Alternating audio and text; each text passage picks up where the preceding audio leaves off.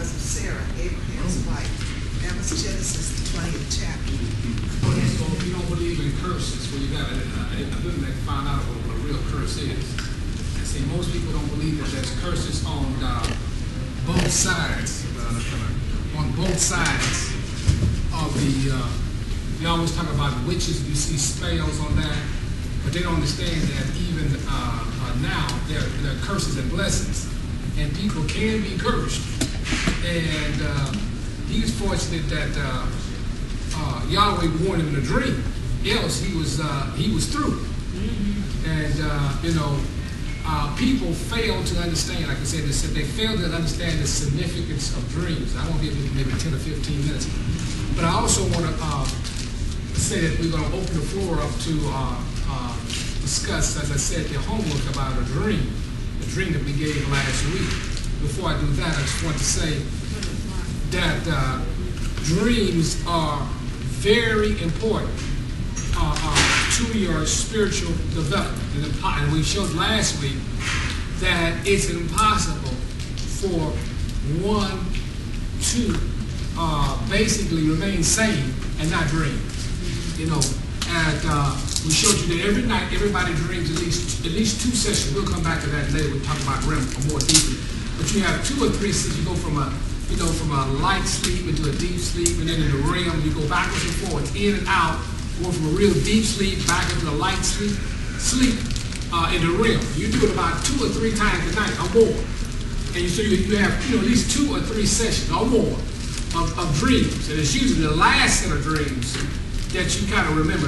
Except you go to the washroom, you remember one set of dreams, and then you come back, and then you get another set, you forget that set. But it's a series of dreams you have, and it's impossible to dream. We told you last week, if you do not get into REM sleep, you lose it real quick. Your mind. That's one of the reasons how they break prisoners down. They don't let them go to sleep. As they enter a REM sleep, they just won't let you go. There's things changing. That happens in when people are in intensive care. They can't get into REM sleep because people are constantly poking them and constantly monitoring them. But I like to say this. Dreams have 2 parts. There are 2 parts to the dream. It's the dream itself, and what else is that? What's the other part? That's right, the revelation or the interpretation. So you have 2 parts to the dream. And usually, in this case, it wasn't, in most cases, it can be symbolical. So dream has 2 parts to it. You have the dream itself, which is really symbolical in most cases, or in a lot of cases. And then you have the, what? There's the 2 you have the interpretation. And we showed you that in Numbers 12 and 6, is it 12 and 6 there, or 12 and 7? That it says that Yahweh said, if there be a prophet among you, I, Yahweh, will speak to them in a what? He said, I will speak to them in a dream and vision. So when he's speaking to you in a dream, and we important to you while you're in a dream, usually when you're in a dream state, you are unconscious. The conscious mind, the mind I'm speaking to you here, it's gone. You're in a death-like state as far as the body is, but you sleep. And it's in that unconscious state that you become, that he begins to speak to you. But most people in this culture, since this is one of the unique cultures in history, that is not science, is not religious. In other words, religious and science are what? Separate. So in your educational process, you don't have anything about anything spiritual. So they stripped science of the spiritual components. As a result, most people do not understand the significance of dreams. And dreams, the other part of dreams is part of the new covenant. The new covenant that we are part of after the Messiah's death, burial, and resurrection. These dreams are an integral part of the new covenant.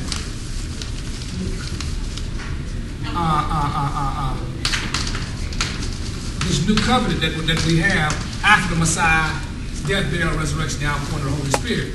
So when he says, for men are led by the Spirit, see, they are the sons and daughters of the Holy Spirit. What it means by to be led by the Spirit is to be led by what? One of the manifestations of to be led by the Spirit is to be led by what? Led by the Spirit is to be led by dreams. In other words, the mind or your conscience is open to the perception that dreams are a way of receiving messages, not from what they call, well, let me say this. Man is threefold. See, according to this tabernacle pattern, threefold. Body, soul, spirit. Even the ancient Egyptians knew this concept. See, but they also knew that the Spirit would speak to them. You know, so you know, usually what they call dreams back at that time, that's a Greek word. But usually the word was called night vision. And Daniel, he said he was in a night vision on his bed. How you have a night vision in your bed? You're what? You're asleep. And that's when he talked about that he saw the four universal kingdoms that would rule the world. Well, then, here we are. Every night we go to bed. And you have dreams. And dreams, I told you, are so important. So as we said under the new covenant, after the outpouring of the Holy Spirit, dreams were a means where people will be made aware of that the Spirit will communicate to them and be led by them. So not only are you, when you say you're led by, you observe these dreams and you are obedient to those what? Dreams. Some people just disannul the dream. They're teaching, especially academically. We talked about it last week. Penny will give it in a few moments. We'll maybe talk about it next week. When Freud teaches that dreams are past what? Past emotions and fantasies of the mind. And they just spring up. So he doesn't believe that there's any spiritual component to that. It's just fantasies of your mind. And see, would that be the case, then how can the fantasies of your mind begin to prophesy? See what I'm saying? So we'll talk about the limitations that you have. You're being academically stripped of the spiritual component that you have. As a result, you're walking around dead. That's why many people do not have the problems that they meet every day or they confront or things that they should be observing. They do not have access to it. See, and then they run down to the hoochie coochie man, the psychic line, trying to get some information. Now they done disannul the Holy Spirit that's where? Within them. See, now, I want somebody to give me Acts 2, 6, and 7. And then, as we told you, what Penny is actually, you going to play that or I'm going to play it? Go ahead. Okay, now we told you the homework that last week. We told you a lot of times, okay, you play that. Okay. Play it now. Hold on just a moment. Okay. A lot of times people you tell people that God in them and they're looking for answers. So listen, go home and sleep on it. Or if you've got a problem real deep in your mind that's plaguing you, usually people will say, they don't even know it. They say, "Man, this problem." Next thing, it plagued me so bad, I went to sleep on it. When I went to sleep on it, I got a what? I got an answer. See, everything is threefold by the pattern. See, man, it's been body, soul, spirit. See, now there's you got three parts to the mind, or the consciousness. Remember, the house, the physical body is a house for the soul. And the soul is the house for the Holy Spirit and the consciousness. Now we believe in them. We understand that the brain is the center of consciousness in this body. But it is actually in communication with the mind and our consciousness, which is not a part of the body. And all you got to do is you can have an out-of-body experience, and you can find out real quick is the two of what? Separate. See, now the communication that goes on within this body, or as we say, the mind being threefold. You got a conscious mind. This is the one that I'm speaking here. It's got you here today. And you got a bigger part of that mind is the unconscious. The unconscious mind has a great deal more power than the conscious mind. In other words, it has total photographic remembering. That's why people, like I said, they can't remember an accident, they can't remember what the guy looked like, they put a guy in a trance, you can tell the license number because everything in this room, as I'm speaking to you, I'm concentrating on a few people here, but the unconscious mind, what's coming into my mind, a vast portion of the information is only being received that I focus on with the conscious mind. Now the unconscious mind is taking in everything and photographing everything, whatever. That's why you can walk on the street sometime and all of a sudden a memory pop up about 5 years ago. Yeah, that's right. You weren't even thinking about it. Bam! Well, where did that come from? You didn't have any control over it. So every now and then, this unconscious mind, it influences the conscious mind, but most of the time, it's behind the scenes. And then what's behind that is what they call the collective unconscious, which is a misunderstanding. That actually is what? The Holy Spirit. So the Holy Spirit is speaking to the part of your mind, the conscious mind, while you are yet asleep. Then while you're yet awake, because when you're awake, you're distracted by any and everything. And you can't focus on what? Nothing. Too much of anything. You can walk on the street thinking about what you're going to do when you get home, and before you get to the corner, you think what you're going to do with your job. So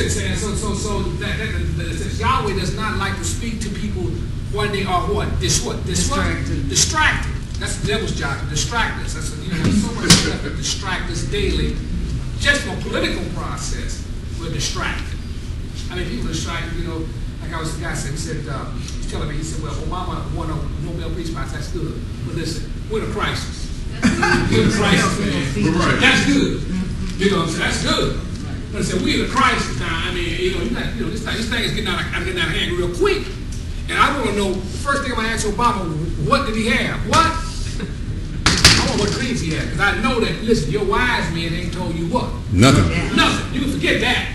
I don't care what kind of Harvard degree. I want to know what the Spirit has revealed to you in the dream. I want you to tell me exactly what you saw. Don't give me the interpretation. Then we can sit down and discuss what manner of direction we should what? Going. As you saw that with Abimelech, he took this man's wife, which we know that Abraham kind of lied to him. But nevertheless, he was born in a what? He was born in a dream. To leave that man's wife alone. If he didn't, he was to be a dead man. See, and Yahweh showed him inside when they closed up all the wounds. They knew something was jumping off. See, and like I say, in this culture, we are taught to ignore this.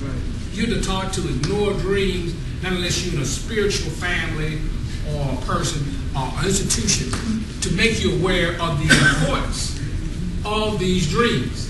Like I said, everybody has had a dream. Like I said, we just might as well play this one clip here, and then we'll open it up. Remember, it says, for as many has been led by the Spirit. See, people say Spirit speaks to us in various manifestations. It can be a still small voice, or it can be dreams. And usually, everybody dreams every night. I don't know if doggone, even if he's comatose, he's dreaming. That's Romans 8:14. That's Romans 8:14. Okay, play this. Now, this is from coast to coast, and the solution to problems and inventions. One of my favorite stories is Elias Howe had worked for years to design the needle of the sewing machine, and he couldn't get it right until one night he dreamt that he was in a pot. He was going to be boiled alive by cannibals unless he could tell them the design for the sewing machine needle. And in his dream, he woke up and he realized he was dreaming, and as he looked at the spears of the cannibals, he could see there was a tiny hole in the point of the spears, and he knew that that was the design of the sewing machine needle that he'd been working on for years. And he woke up and he drafted it, he sketched it out, and he solved the problem. So it is possible, to kind of open up your sixth sense. If you've had a lot of tragedy in your life, I think you're going to pay attention to those dreams. There is no doubt a creative element within our system. Absolutely. That taps into this and it solves your problems and your dilemma. I was always told, Glory, that if you have a problem, sleep on it. That's right. Sleep on it, and you can also, and I've never found that this exercise will disappoint. You write a little slip of paper. I wish to contact the inner wisdom of my dreaming. Please send me a dream that can help me understand X problem, or please send me a dream about X issue that will help me to solve it. And you put it, then you write thank you, you put it under your pillow, and you might not have the dream the first night, but usually within 2 to 3 nights, that problem will be solved in your dream. I wonder if there's... Okay. So, we asked everybody to discuss. So, I mean, you got a problem with sickness or whatever you got. You have a source. You have an advocate. In John 14:26, the Messiah said, he told his disciples, I will not leave you what? Comfortless. You have a comforter. That comforter appears to you. These things we were not taught. The comforter is the Holy Spirit. And how the Holy Spirit, through speaks in one manifestation is through dream, through the thin, through the small, still voice that speaks to you, or an unction, or whatever. Those things we want you to be open to, because as we enter this crisis situation and chaos, you're going to have to be open for solutions to directives, because this is beyond a man and some institution and a computer trying to figure it what? Figure it out. Okay, so who's going to come for? I'll be the first one. Since I don't know if we're going to get even the volunteers. I had this dream 3 days ago. Well, it wasn't an answer to my problem, some things that I wanted to be worked out. But nevertheless, I had this dream about my brother. He had broken, I was in my mother's house, he had broken, I thought he had broken, in the dream I thought he had broke his arm. And the arm was swelled up and everything. So I said, so I woke up. I said, I gotta tell him that he better not be careful, because he may break his what? Break his arm. So he came in this morning and he had the same white thing I saw in the dream. He said he got stung by what? Bee. It was swollen. So I'm just trying to show you the way the dream works. That was my interpretation. I thought he broke it. I just saw the thing swollen up and everything. So when he told me, I said, you know what? I just saw that 3 days ago, 2 days ago, the dream. But I'm just talking about that, those little teeny bitty dreams. I told you another dream about a month ago. I had dreams every night, but the dream I told my wife, I said, listen, you be careful about driving those bottles. That dream that you had a flat tire. And she did. She almost went flat. But I'm saying, those little teeny bitty things, what they build upon, they build your what? Confidence. Now, another word is F-A what? Faith. F-I-T-H. So after a while, when you have those dreams, you don't what? You don't doubt them. So you don't doubt. So listen, some say that house is on fire, or this so-and-so is, he shouldn't be trusted. I ain't give him a nickel, and I'm going to watch him every which way he goes. You know? So, I mean, you have those type dreams, and these are the things that are the salvation to your soul. And they aid you in your spiritual growth and development. So, that are my dreams. So, anybody got any testimonies? I'll sit down for a while and then while they're thinking of just raise your hand, you know. But that's the dream I had. Okay. Good afternoon, everyone. This Tuesday, 2 weeks ago, I had this dream and I was talking to Yasha on the side and I asked him to show me a pick 4 number. I played close to lunch. I've been asking this to show me a number. So probably this is like 2 weeks earlier I've been asking to show me. So this was 2 weeks ago, it'll be Tuesday. So I was sleeping in the dream and I saw the number. So what's the interest of it? Ex-girlfriend, her sister had a little antique shop just in the dream. So I was going to pick things. So I saw this. The wings of a cherub. They was in the play. I said, wow, look at the wings of a cherub. They had the number right on there. But I don't want to call out the number.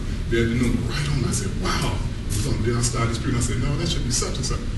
Then that Tuesday, I played it Thursday. Then the number came out. I caught it. It's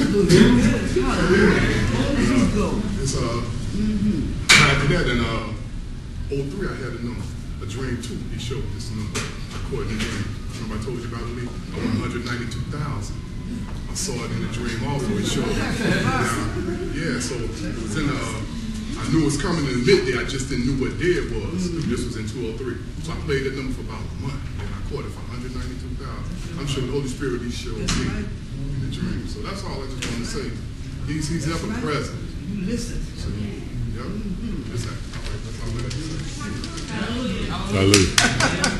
I just want to follow up on Lee's talk about information, because what dreams are is a whole realm of information that's available to us if we know it's around and if we, partake in it. But our culture, the Western civilization, is so devoid of spirit. And this is one of the few cultures that have evolved that didn't connect spirit with science. They have made science one thing and they put spirit way on the other side.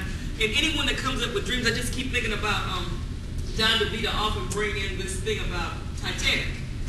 It was some show that came on, I think it was a Twilight Zone show. But what happened was this woman received a dream in her of the Titanic sinking, but her fiance or her, newly, she had just married this guy, they were going to go on the Titanic on their honeymoon. And in her dream, you know, she said, oh, I you know, appreciate the gesture, but I really don't want to go because I saw the Titanic sinking, and you know, and the way that they were advertising the Titanic, oh, it's unsinkable, you know. And he's like looking at her like, you mean I spent all this money and you don't want to go, you know? Come on, don't be exposed for a dream, you know, just dismissing her dream. She went to her parents and she said, I really feel bad. And they said, oh, no, this is a good man. He don't put money out on you, you know. Go on this honeymoon with him. And so every time she went to someone that she trusted in her life, they were telling her, oh, don't be childish. You know, you're acting like a little girl. You know, you're trusting in your dreams. You know, this man has something for you. He's planning a life with you. He's, you know. And so that you see the society did not support the woman. So we know the conclusion. She wanted the Titanic and the thing sunk. but you can imagine, in her mind, she's like, hey, you know, I knew this. You know, I was told this many weeks before this trip.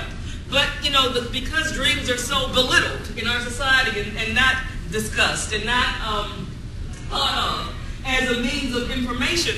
Remember the story we always read about Saul looking for Samuel because a war had come up and Yahweh wasn't speaking to him by Urim, by Thummim, nor by dreams. This is, you know, like Samuel verse 128, something like that. Samuel went to a wizard, someone that could call up spirits. And this woman called up, and he said, you know, please call up Samuel for me. And then when Samuel came up, he said, now wait a minute. I had died and went to the other side. Why are you just quieting me? You know, why are you waking me up from the dead? You know, if Yahweh not speaking to you, what do you think I'm going to say to you? I said, who do you think I was getting my information from? I was your advisor in the flesh when I was with you, and everything I told you was thus said Yahweh. Now, if you have done something to make Yahweh stop talking to you, what do you think I'm doing? I'm dead. You're going to call me back up from the dead and then say, you know, oh, give me some wisdom. He said, I got everything that I told you from Yahweh, and, you know, apparently you've done something now that made him, you know, stop speaking to you. So I just remember this other story, too, in 2 Kings, about this king, Ahaziah, fell down a lattice in his upper chamber, and it was in Samaria. And he told his messengers to go inquire of Beelzebub, the El of the Akrons, if he was gonna, you know, survive this disease or not. He had fell down through the house and he hurt himself, and he, you know, oh, I don't know. And Yahweh said, no, wait. And then Yahweh told Elijah, arise and go and meet the messengers, and say unto them, it is not because there is no El in Israel that you have to inquire of the El of Ekron. See, Yahweh is in each of us. This is what we have to understand. He said, what know you not your body is a temple of the Holy Spirit. He dwells right within you. When you sleep at night, what it say, if you would get it, Valerie, I know you know where it is in Joel, or excuse me, where it says, you know, he comes to them by Job, I'm sorry, once, by twice, by night, because so that no one can take credit. He comes to you when your conscious mind is totally shut down, when your logic and reason can't kick in and can't, you know, come up with a plan A and plan B. You sleep, you down. You know, your conscious mind has no governance over what's going on with you at night. That's when he speaks to you. And if you aren't aware, and like I said, those that are led by the Spirit, those who, you know, those that are led by the Spirit know and the importance of dreams. And won't get talked out of them by society, whoever has come up and dismiss you and say, oh, you know, you're a child, or you know, you peculiar, or you know, you must be some nut, you believe in a dream. Whatever you think. But I know who dwells in me, and I know who speaks to me. And if I get a message from him, I'm going to take his message way above, you know, anybody else's that's out there, you know, that who's ruling your mind? You looking at TV, you looking at, you know, videos, you out there looking at what the world, and we know our Western world is Mystery Babylon. You get